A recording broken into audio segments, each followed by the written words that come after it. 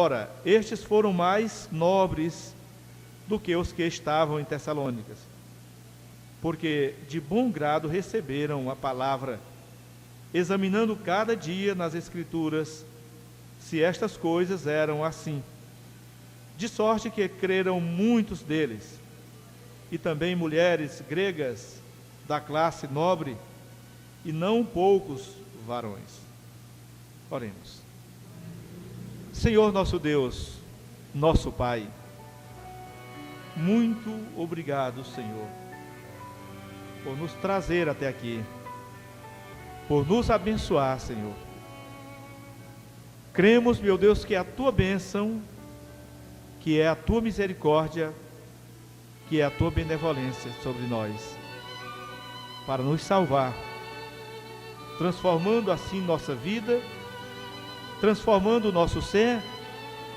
Já estamos em Tua presença e acreditamos que o Senhor que começou a boa obra está aperfeiçoando a cada dia.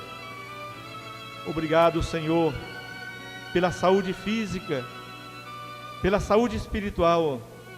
Obrigado, Senhor Jesus, pela família, pela habilidade profissional, pelo trabalho e assim o pão de cada dia. Senhor, te louvamos por Tua palavra em nosso coração e por Teu Espírito guiando a nossa vida. Continua fazendo isso, Senhor, e nos impulsionando para realizarmos a obra do Senhor, para fazermos o Teu querer, Senhor, o ide do Senhor, em nome do Senhor Jesus Cristo. Amém. Graças a Deus, louvado seja o Senhor Jesus. Nós vamos meditar hoje, irmãos, sobre o avivamento espiritual, contextualizando com a lição de ontem. Então estaremos meditando sobre o avivamento espiritual. É bom lembrar que o avivamento espiritual,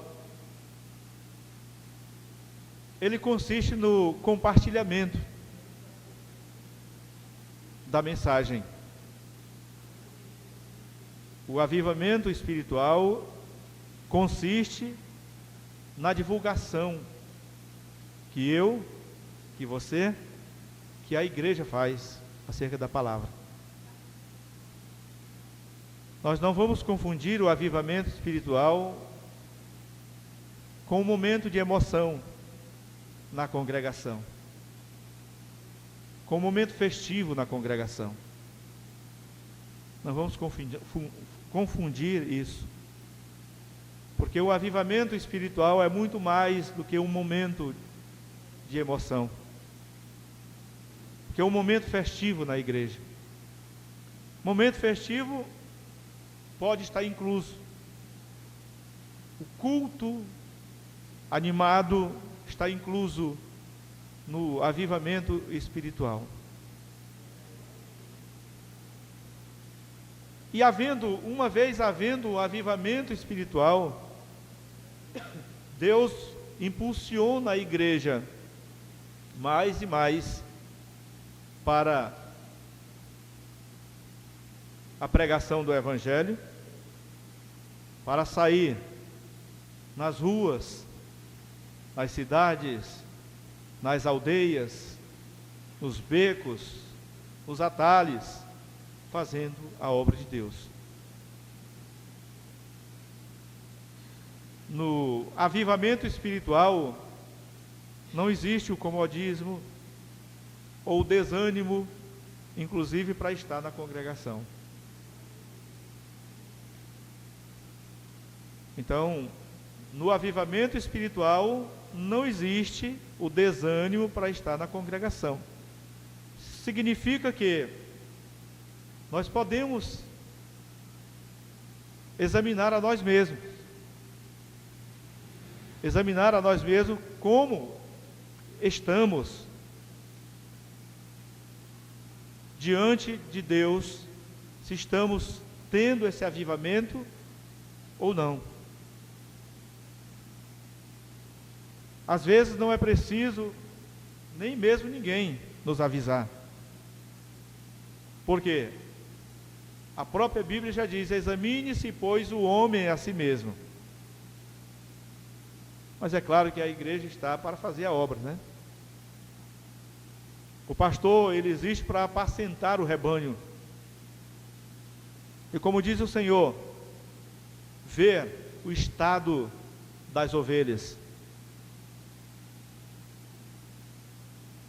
Em um exemplo de avivamento espiritual, nós vemos o que está escrito em Atos, no capítulo 17, que lemos agora há pouco. Quando os apóstolos, ou o apóstolo estava aqui, em viagem missionária, em Anfípolis, Polônia, e chegaram até Tessalônica. Ali encontrando algumas sinagogas, inclusive de judeus, homens zelosos pela palavra, mas que não conheciam a Jesus, eles encontraram dificuldades e foram perseguidos por causa da mensagem, mas isso não os desanimou. Eles não desanimaram com isso. Foram levados diante dos magistrados, mas eles continuaram firmes, confessando a sua fé. Ou seja, não foram no obstáculo que eles desanimaram, na perseguição. Ainda que chegassem a ser açoitados, presos, maltratados, desempregados, famintos, fugitivos, mas isso não desanimava-os de continuarem na missão. Nós vemos isso ali com os apóstolos e vemos também com profetas de Deus. Inclusive podemos mencionar aqui Elias, que tinha um avivamento espiritual na sua vida. Quando todos estavam seguindo a Baal e amedrontados, com medo do rei, e até mesmo se inclinando diante de Baal, ele persistiu e enfrentou as autoridades, e teve até que fugir e andar vivendo em cavernas, famintos, e ali Deus mostrou o seu poder, a sua glória, alimentando com pães. Os corvos levavam pães para ele se alimentar ali. Eu quero dizer, irmãos, que quando há persistência na obra de Deus, o Senhor não desampara o seu servo. Não desampara. O problema é quando entregamos, como diz o ditado, entregamos os pontos, quando desistimos. Esse é o problema. Os obstáculos, eles existem para serem enfrentados. A batalha existe para que haja vitória. As enfermidades incuráveis existem para que o milagre aconteça e o nome do Senhor seja glorificado. Então, os apóstolos, chegando ali em Tessalônica, passaram por dificuldades, tiveram que comparecer diante das autoridades, porque diziam os judeus: estes homens estão falando de um outro rei chamado Jesus. Mas eles deram aquela explicação, quem era Jesus. Eles tentaram alvoroçar a multidão contra eles, e eles então saíram daquela cidade, como Jesus tinha ordenado: se aquela casa vos receber, então entrai ali, falem a palavra, mas se ela não vos receber, saiam. que podem sacudir o pó dos vossos sapatos. Ou seja, você fez a sua parte, faça a sua parte. E eles então, saindo dali,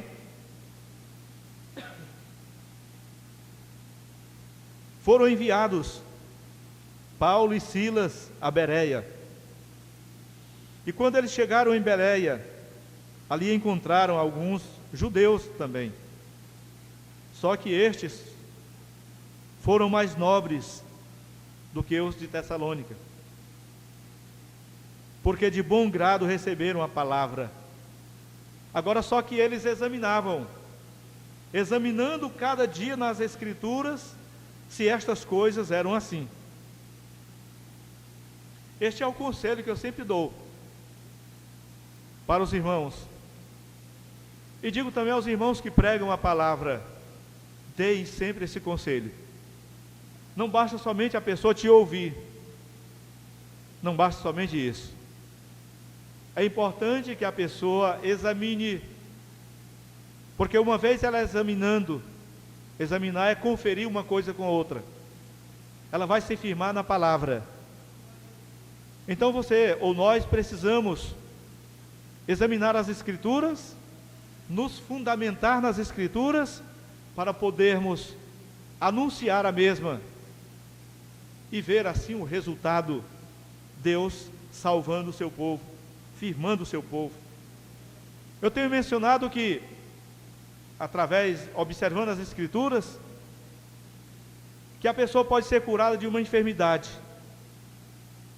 pode obter a solução de um problema milagrosamente, mas isso não segura a pessoa em comunhão com Cristo ou na igreja, ainda que seja curada de uma enfermidade incurável. Vemos como exemplo disso aqueles 10 leprosos.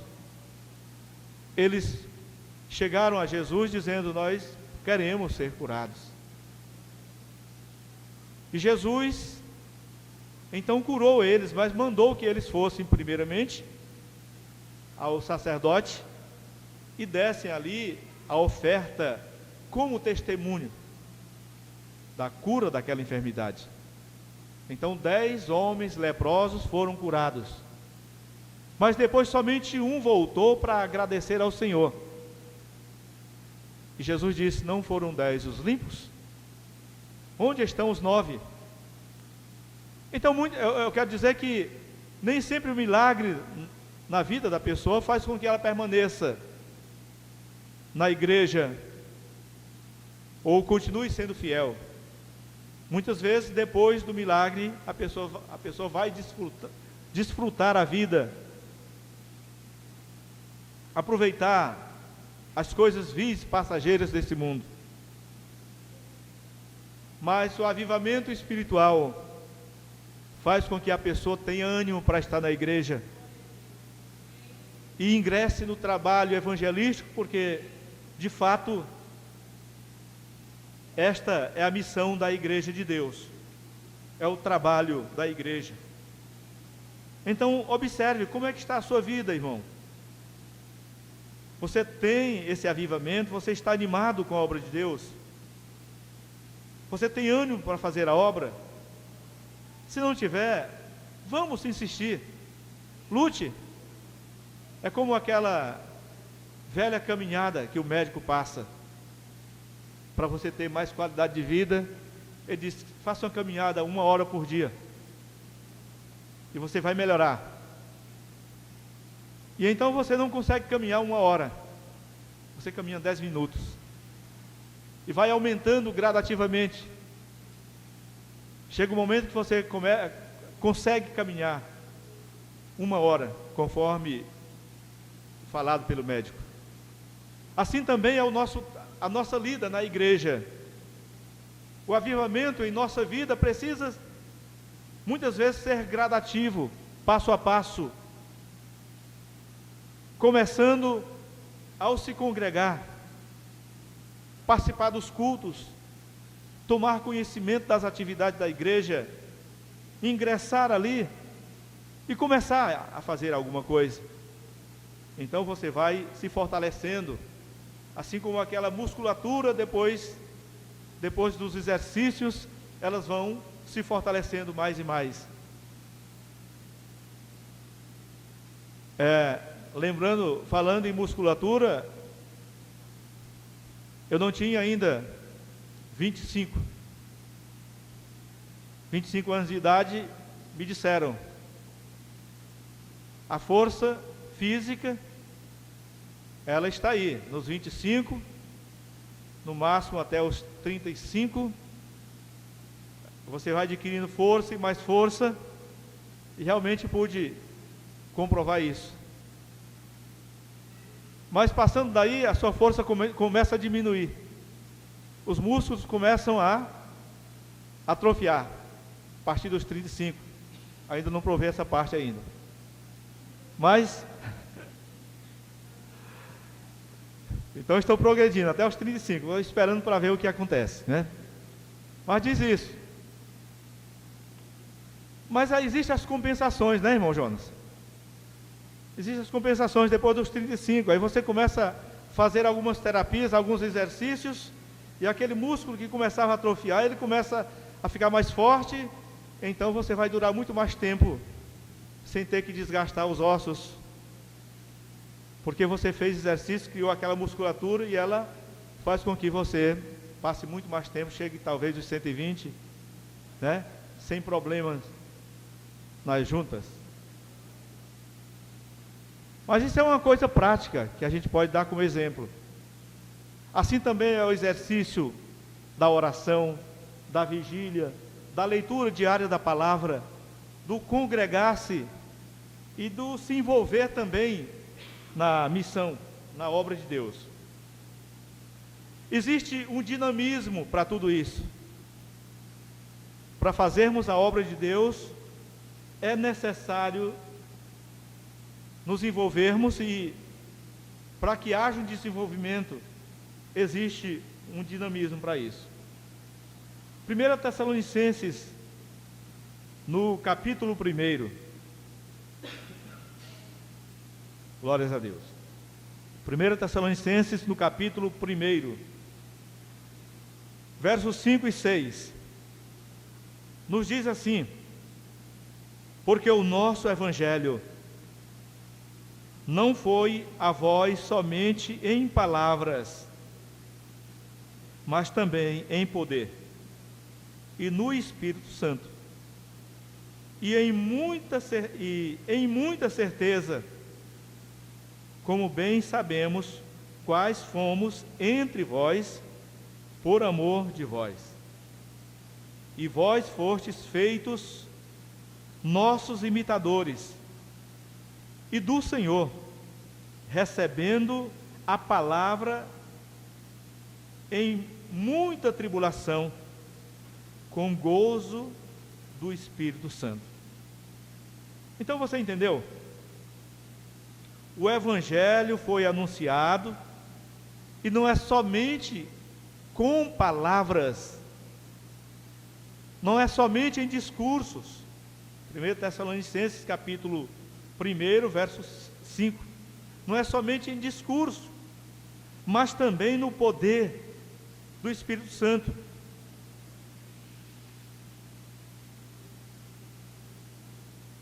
Como bem sabeis que fomos entre vós por amor a vós, ou seja, fomos até vocês, ficamos no meio de vocês, juntamente com vocês, para que vocês vissem o exemplo,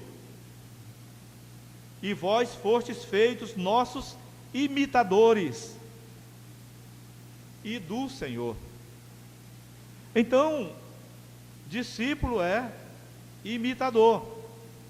Discípulo é imitador. Quando imitamos a Cristo Jesus, ou quando imitamos os discípulos, então nós imitamos a Cristo.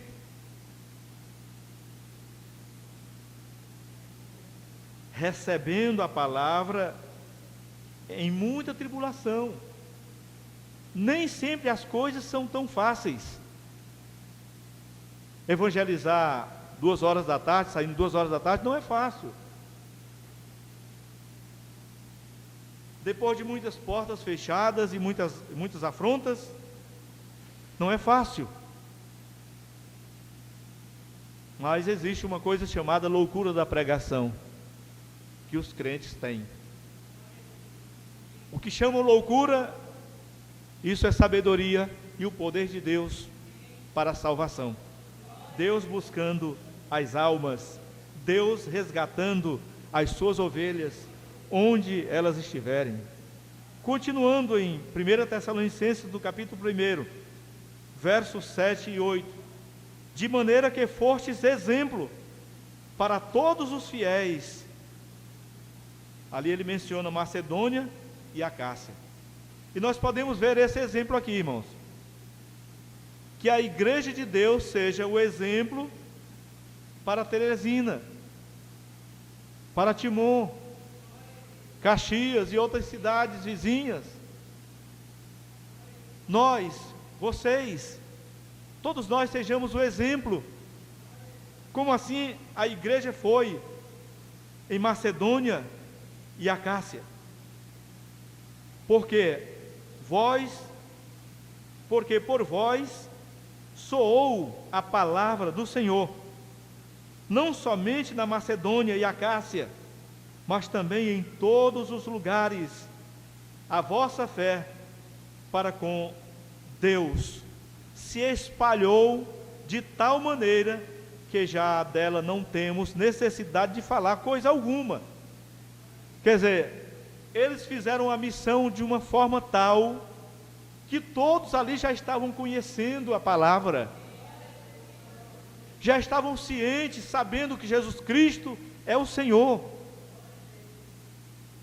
É isto que deve ser feito, o espalhamento da palavra de Deus, né?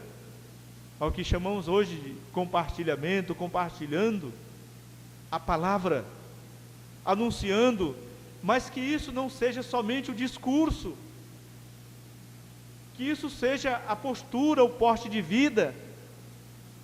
O irmão pode agora perguntar: irmão, mas por onde eu devo começar? A resposta é: comece na sua casa. Comece na sua casa. É o melhor lugar. Na verdade, começa em você mesmo, né? A palavra diz: cuida de ti mesmo e da doutrina, porque fazendo assim, salvarás tanto a ti mesmo, como os que te ouvirem. Então o seu próximo é o que mais te ouve, é o que mais te vê. Na sua casa, os seus irmãos, seus pais, seus filhos, no lugar que você trabalha, as pessoas que te cercam, que trabalham juntamente com você, porque elas veem em ti o testemunho, o seu ânimo, a sua força de vontade. E isso é o quê? Isso é amor. Não é aquela questão apenas do sentimento, mas é a atitude. Glória a Deus por isso. No verso 3 e 4 ele nos fala de fé, amor e esperança. No mesmo 1 Tessalonicenses, capítulo 1, diz assim: lembrando-nos sem cessar da obra da vossa fé, do trabalho, do amor, da paciência, da esperança em nosso Senhor Jesus Cristo, diante de nosso Deus e Pai. Sabendo, amados irmãos, que a vossa eleição é de Deus. A vossa eleição é de Deus.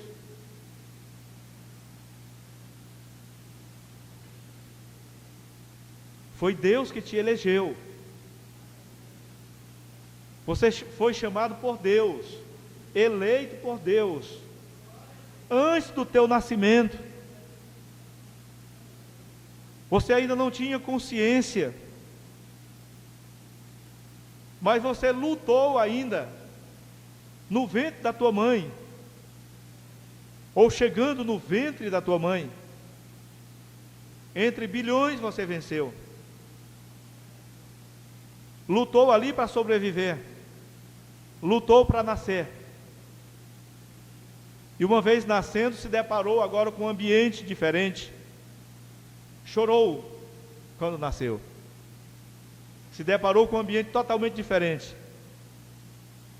Você chorou muito, nós choramos muito ao nascer. E se não chorasse, tinha algum problema, né? Tinha que levar uma lapada, né? Para chorar. Mas ali apenas estava começando. Estava só começando. A luta estava começando ali. À medida que vai passando, quem já viveu mais um pouquinho sabe que à medida que o tempo vai passando, os trabalhos vão aumentando, o seu tempo vai diminuindo. Você percebe que o tempo vai diminuindo para você, e você parece que já não dá mais conta de tudo. Enquanto isso, aqueles mais jovens ficam lá, alegres, deitados, dormem demais, porque estão ainda na sequência gradativa da batalha. Mas vai chegar também o dia, cada um no seu tempo. Então é uma batalha. Lembrando que fé, conforme o que está escrito em Hebreus, o irmão pode observar aí em Hebreus no capítulo 11, ele explica o que é fé, no capítulo 11, verso 1. Ora, a fé é o firme fundamento das coisas que se esperam, e a prova das coisas que se não veem. O que é a igreja agora? Diga aí, o que é fé? Fé é o firme fundamento das coisas que se esperam e a prova das coisas que se não veem. Vamos repetir agora para ver se a gente lembrou mesmo. O que é fé? Fé é o firme fundamento, prossigam, e a prova das coisas que se não veem. Então, firme fundamento das coisas que se esperam. O que é fundamento? Que fundamento é esse? Nós vemos nas Escrituras, em Efésios, que fundamento é a mensagem dos apóstolos e dos profetas.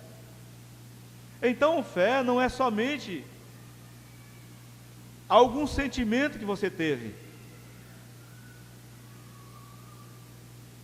É o fundamento das coisas que se esperam.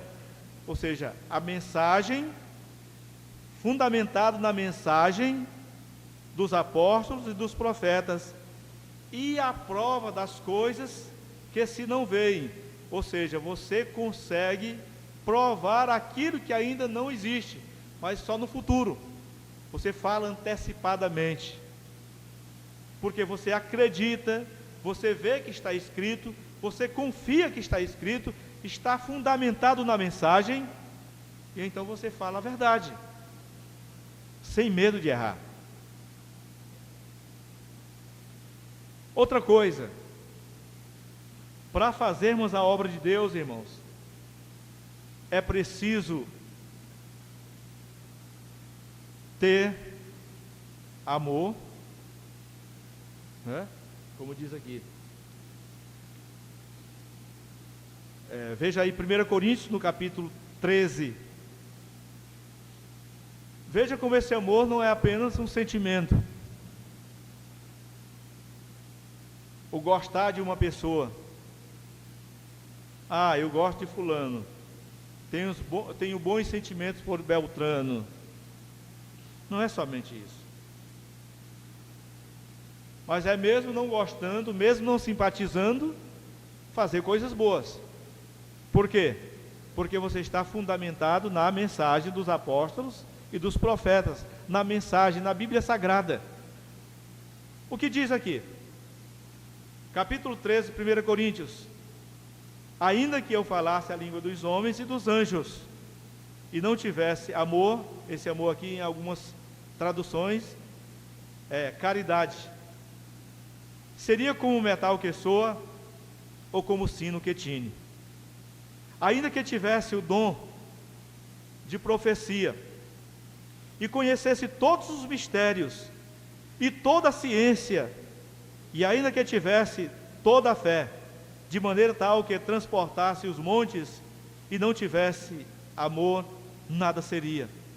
Ainda que distribuísse toda a minha fortuna para o sustento dos pobres, e ainda que entregasse o meu corpo para ser queimado, e não tivesse amor, nada disso me aproveitaria.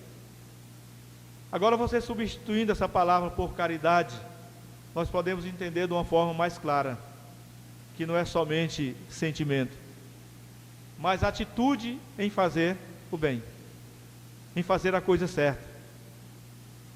Então, essa atitude, ela existe desde o momento que tomamos a nossa decisão, que confessamos com os nossos lábios, dizendo: eu te aceito, Senhor, como meu Salvador. E aí vem em sequência dizendo: eu quero ser batizado em teu nome, Senhor. Atitude. Uma vez membro efetivo da igreja, examinando, conhecendo, se integrando no trabalho, agora